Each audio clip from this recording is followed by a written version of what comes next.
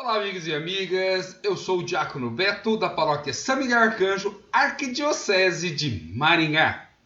E é uma alegria estarmos refletindo a Palavra de Deus. Hoje, os capítulos 17 e 18 do livro de Juízes, que tem para nós uma história em 4 atos diferentes, que cada uma tem a sua parte separada, mas juntando todas nos falam algo importante: o santuário de Dan. Invoquemos a Trindade Santa para que ela nos ilumine neste nosso estudo. Em nome do Pai, e do Filho, e do Espírito Santo. Amém. Nós terminamos de ver as histórias dos juízes. Vimos 12 juízes, alguns de uma forma mais ampla, outras pequenas, porque às vezes só um versículo retrata aquele juiz, e que durante o livro são 480 anos no período de juízes. Historicamente, esse período é bem menor, não chegando perto aí dos 150 anos. Depois entra a monarquia. O povo sai do Egito, 40 anos de deserto, 140, 150, 160 anos ali de período de juízes e já entram com a monarquia. Primeiramente com Saul, depois com Davi, depois com Salomão, e aí, já depois de Salomão, se divide entre Reino do Norte e Reino do Sul. Portanto, a história que nós vamos ver hoje, ela tem muito a ver com o santuário que vai ficar ao norte, já que Jerusalém vai ficar ao sul e ao norte nós vamos ter o povo com os seus santuários. Por isso essa história, em 4 atos, é tão importante. No primeiro ato, início do capítulo 17, do versículo 1 até o versículo 6, nós temos que um homem que morava na montanha de Efraim, que se chamava Miqueias, mas que depois é chamado apenas de Mica, ele e sua mãe têm uma história. Sua mãe tinha 1.100 ciclos de prata, ou seja, cada ciclo tem 11,4 gramas, ou seja, 12 quilos, 540 gramas de prata, bastante prata. E que ela teve a sua prata furtada. E o seu próprio filho depois assume que pegou a prata. E aqui é interessante, no versículo 2 do capítulo 17. Disse ele à sua mãe: os 1.100 ciclos de prata que te foram tirados, e a propósito dos quais pronunciaste maldição, ou seja, ela amaldiçoou quem pegou a prata dela, e tu mesmo me disseste: esse dinheiro está aqui, fui eu quem o tirou. Sua mãe disse: seja o meu filho bendito. Opa! Ela falou: maldito seja quem pegar minha prata. Agora ela fala: meu filho é bendito porque me devolveu.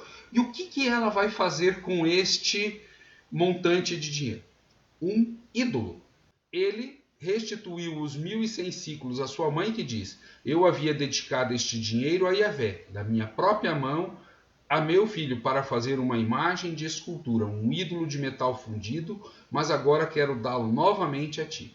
Ele, porém, entregou o dinheiro à sua mãe. Ou seja, ela tinha designado para fazer um ídolo e ela volta o dinheiro para o filho, mais 200 ciclos do dinheiro que ele não aceita, devolve para a mãe, vai ser feito um ídolo de metal. Já no versículo 5, Micas tinha uma casa de Deus, ou seja, um local de culto. Ele fez um efode é um negócio que se coloca no peito, terafim, que é um objeto que tem muitas interpretações, mas é um objeto de consulta, e deu investidura a um dos seus filhos, que veio a ser seu sacerdote. Nesse tempo não havia rei em Israel. Vejam que eles estão preparando sempre para a entrada de um rei. E cada qual fazia o que lhe parecia correto. Ou seja, não tem um poder centralizador, todo mundo faz o que quer. Falando que era bagunça porque não havia um rei. Já no versículo 7, nós temos o segundo ato. Agora a história sai desse homem e passa para um jovem levita que está andando por aí à procura de um lugar para morar. E ele recebe um convite de Mica para ser o quê? Um sacerdote e um pai, ou seja, alguém que vai fazer o culto a Deus para que eles não se sintam longe do centro religioso, da promessa de Deus.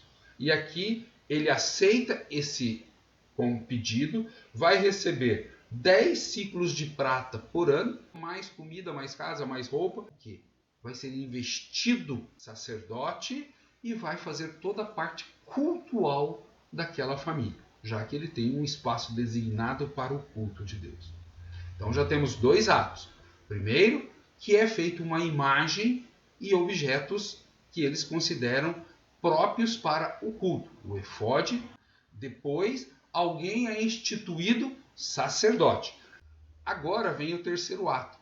A tribo de Dan estava sem território e eles tinham perdido seu território para os amorreus, que eles não conseguiram pegar de volta, e aqui mostra uma desunião, já que as outras tribos não se juntaram para expulsar os amorreus, inclusive nenhum dos juízes. Mostra que o projeto de Deus está se esfacelando e que cada vez mais gente está falando assim, precisamos de um rei, precisamos de um rei.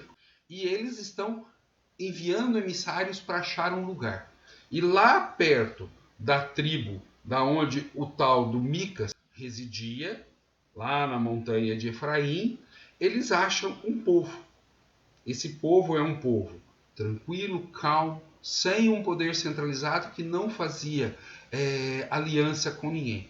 Eles reúnem os seus guerreiros e sobem para lá para matar esse povo e tomar-lhe a terra. Isso daí está entre o versículo 1 e 26 do capítulo 18. Os danitas à procura de território, depois a migração dos danitas. E que nessa migração vão passar pela terra do tal de Miqueias, o Micas, e vão pegar o sacerdote que era próprio dele, aquele levita, e vai falar assim, qual que é melhor para você? Ficar só com ele ou ser o sacerdote de um povo inteiro? E ele fala, melhor ser de uma tribo inteira. E aí eles pegam a imagem, o efode, o terafim e o sacerdote que vai com eles. Mica corre atrás e fala, não queremos ouvir tua voz, nós vamos te matar se você continuar. Você é pequenininho e nós somos 600 bravos guerreiros. E no quarto ato, nós temos a fundação de Dan e do seu santuário.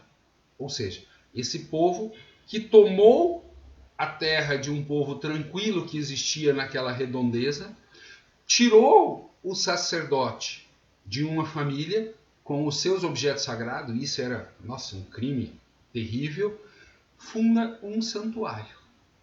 Deus, que era itinerante, as tribos tinham os levitas passando de tribo em tribo com a arca e tudo mais, agora tem um santuário. Deus começa a ficar preso no santuário. Deus não vai mais até você, você tem que vir ao santuário. Um levita que deveria estar junto com o seu grupo, já em uma forma de desunião, sai e monta o seu próprio santuário. Isso a gente percebe o quê? Uma série de rompimentos. E já temos o santuário de Dan, que está ao norte. Quando as tribos forem divididas, nós vamos ter Jerusalém e o santuário de Dan e Betel.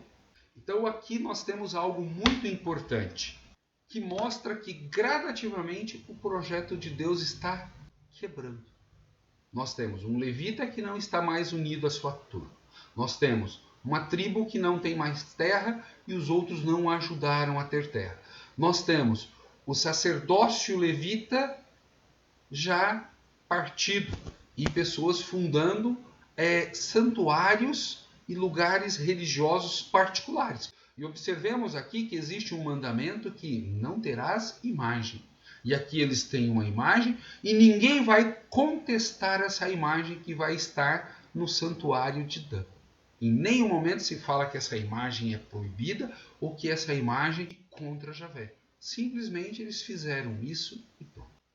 No nosso próximo vídeo, nós vamos olhar agora o crime de Gabaá contra a tribo de Benjamim.